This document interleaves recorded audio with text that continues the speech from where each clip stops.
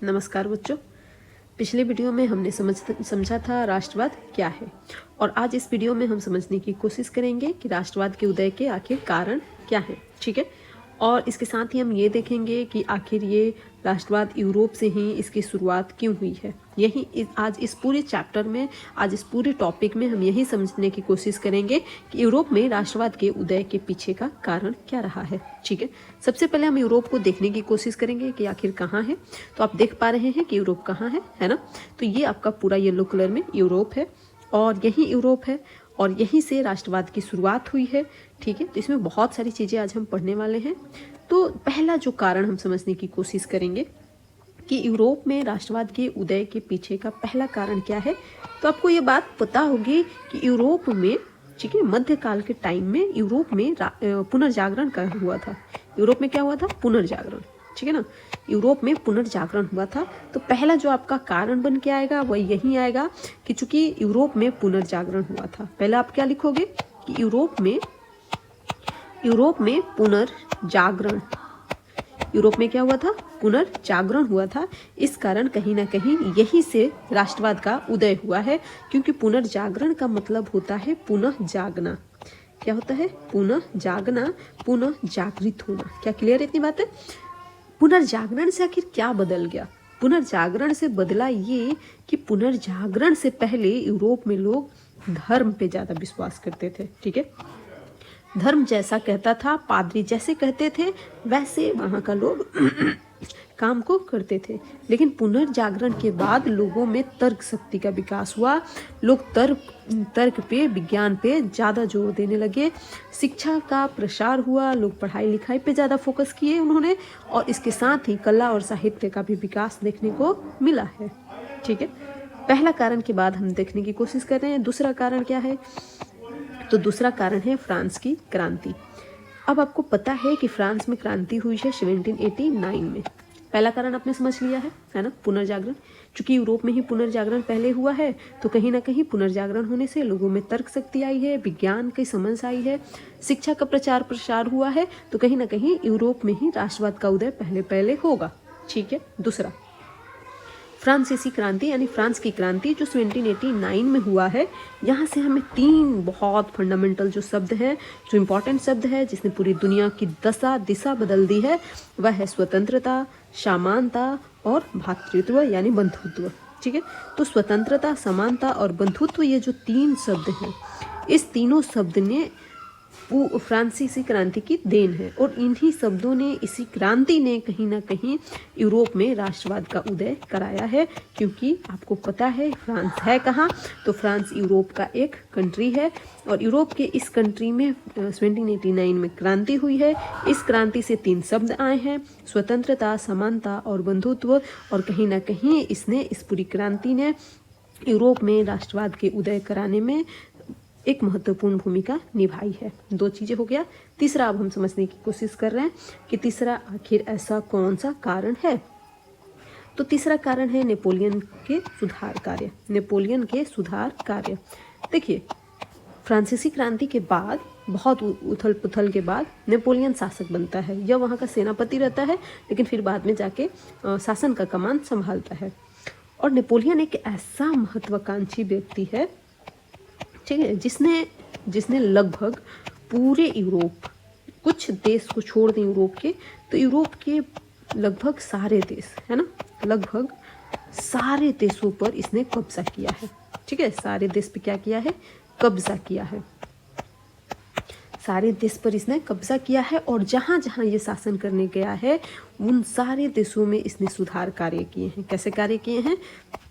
सुधार कार्य किया है, वहाँ की पूरी स्थिति और उसकी दशा बदल दी है। और इसने जो कार्य किए हैं, इसने जो कार्य किया है, सुधार कार्य, उन कार्यों ने कहीं ना कहीं लोगों में राष्ट्रवाद की भावना जगाई है। चूंकि नेपोलियन फ्रांस का है, और यह जहाँ भी कब्जा किया, वहाँ फ्रांस की जो तीन शब्द हैं, जो फ्रांसीसी क्रांति से जो मिले हैं, वह अपने साथ लेके गया है, और लोगों में ये भावना आई है, समानता, स्वतंत्रता और बंधुत्व का।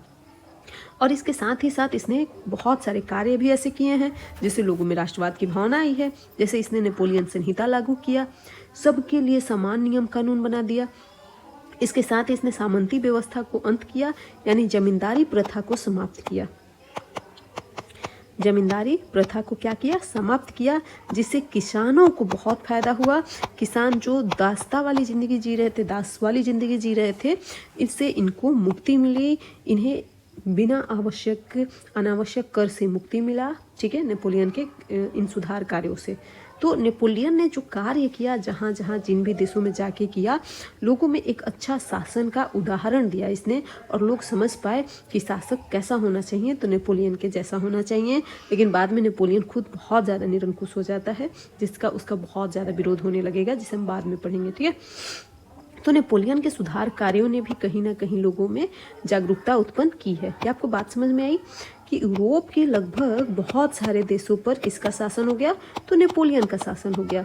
और नेपोलियन जहाँ भी गया है, इसने सुधार कार्य किया है। क्या किया है? सुधार कार्य।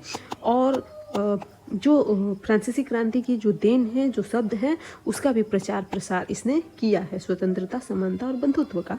तो लोगों में अपने आप राष्ट्रवाद की भावना आएगी। चौथा कारण क्या है? तो आपको पता है, फ्रांसीसी क्रांति से ही मध्य वर्ग का उदय हुआ है ना। और इस मध्य वर्ग ने कहीं ना कहीं राष्ट्रवाद की भावना को तेजी से फैलाया है, क्योंकि मध्य वर्ग वही होते हैं जो एक शिक्षित वर्ग है, जो एक बुद्धिजीवी है, जो डॉक्टर, वकील, उद्योगपति और व्यापारी है, यही मध्य वर्गीय होता है। और सबसे ज़्यादा समाज विकास के लेकर के जो सबसे बड़ा रिस्पॉन्सिबल लोग होते हैं, वही मध्य वर्गीय होते हैं, इन्हीं के कंधों पे होती है ना। जो बुद्धिजीवी हैं, जो शिक्षक हैं, जो शिक्षित हैं, ये पत्र माध्यम से, लेख के माध्यम से, समाचार के माध्यम से लोगों तक जागरूकता फैलाएंगे, अच्छा शासन का उदाहरण देंगे, और इस तरीके से ये राष्ट्रवाद की भावना को तेजी से फैलाने की कोशिश करेंगे, ठीक है। अब हम पूरी चीज़ों को समराइज करने की कोशिश कर रहे हैं।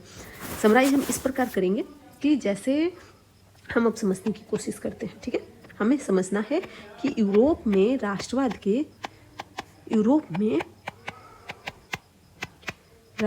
के उदय के कारण क्या है, ठीक है। क्या आपको ये बातें समझ आ रही हैं? ये आपके एग्जाम के पॉइंट ऑफ व्यू से बहुत इंपॉर्टेंट है। ये 5 नंबर का भी क्वेश्चन आ सकता है, 4 नंबर का भी क्वेश्चन आ सकता है, और 2 नंबर का भी आ सकता है। तो हमें तैयार रहना है ना। अगर 4 नंबर आया तो हम 4 पॉइंट लिखेंगे, 2 नंबर आया तो 2 पॉइंट लिखेंगे, हमें सीधे 2 नंबर और 4 नंबर मिल जाएंगे। अब हम कारण पे फोकस करते हैं। अभी हमने पूरी चीज़ों पर पढ़ी है, अब आप बताएंगे, है ना। पहला कारण हमने क्या डिस्कशन की है, जस्ट सोचिए। हम आपसे काउंट करते हैं, टिक टिक 1, टिक टिक 2, टिक टिक 3। क्या आपको आया याद? नहीं आया तो कोई बात नहीं, फिर रिवीजन करेंगे, ठीक है। पहला जो कारण आपने देखा है, यूरोप में पुनर्जागरण हुआ है। कहाँ पुनर्जागरण हुआ है? यूरोप में। यानी लोगों में जो सोचने समझने की जो क्षमता है, पहले यूरोप वासियों में आई है। तर्क करने की क्षमता, विज्ञान के प्रति क्षमता, शिक्षा, ये सब चीज़ें सबसे पहले यूरोप में आई है। तो राष्ट्रवाद भी बेसिक सी बात है कि यहीं आएगी, है ना। पहला कारण हमें क्लियर हो गया। दूसरा कारण क्या था? दूसरा कारण आपका था फ्रांस की क्रांति। फ्रांस देश कहाँ है? आपको पता है फ्रांस देश कहाँ है? यूरोप महाद्वीप में है। यूरोप में क्या है? फ्रांस है। और इस फ्रांस में क्या हुई है? 1789 में क्रांति हुई है ना। और इस क्रांति ने क्या दिया है?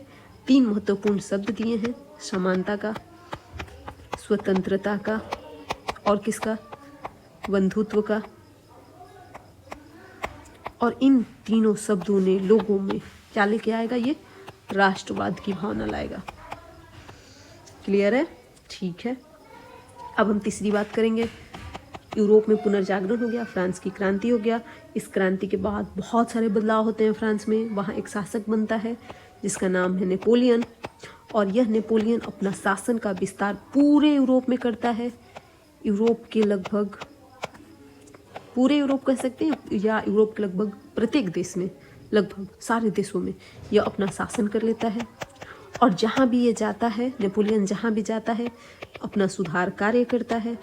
और इसके सुधार कार्यों में है सामान्य नागरिक संहिता, समान नागरिक कानून कह सकते हैं आप, यानी सबके लिए समान नियम कानून बनाएगा। जमींदारी प्रथा को समाप्त करेगा, जिससे किसानों को लाभ मिलेगा, है ना। तो इसके जो सुधारात्मक कार्य हैं ये भी लोगों में कहीं ना कहीं राष्ट्रवाद की भावना उत्पन्न करेगा। ठीक है, क्योंकि जब ये वहाँ जाके शासन करेगा, अच्छा नियम कानून बनाएगा, फिर बाद में निरंकुश हो जाता है, और जब निरंकुश हो जाता है तो लोगों को लगता है कि अपना शासन करना ज़्यादा अच्छा है।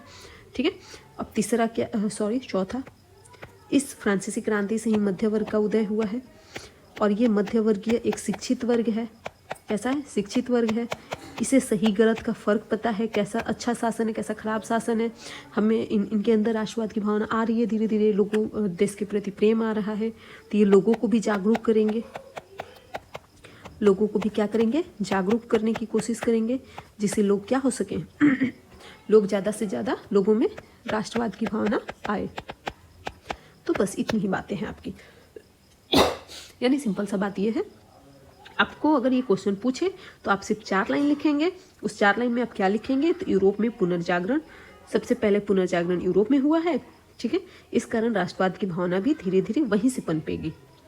दूसरा, यूरोप के फ्रांस देश में फ्रांस की क्रांति हुई है 1789 में, और इस क्रांति ने 3 शब्द दिए हैं, समानता, स्वतंत्रता और बंधुत्व, जिसने पूरे यूरोप में राष्ट्रवाद की भावना को जगाया है। तीसरा हम कहेंगे नेपोलियन, जो फ्रांस का शासक है, वह लगभग पूरे यूरोप में शासन कर लेता है, अपना शासन स्थापित कर लेता है, और जहाँ भी जाता है कई सुधार कार्य करता है, और उसके सुधार कार्यों से लोग प्रभावित भी हैं, और लोगों में राष्ट्रवाद की भावना भी आ रही है।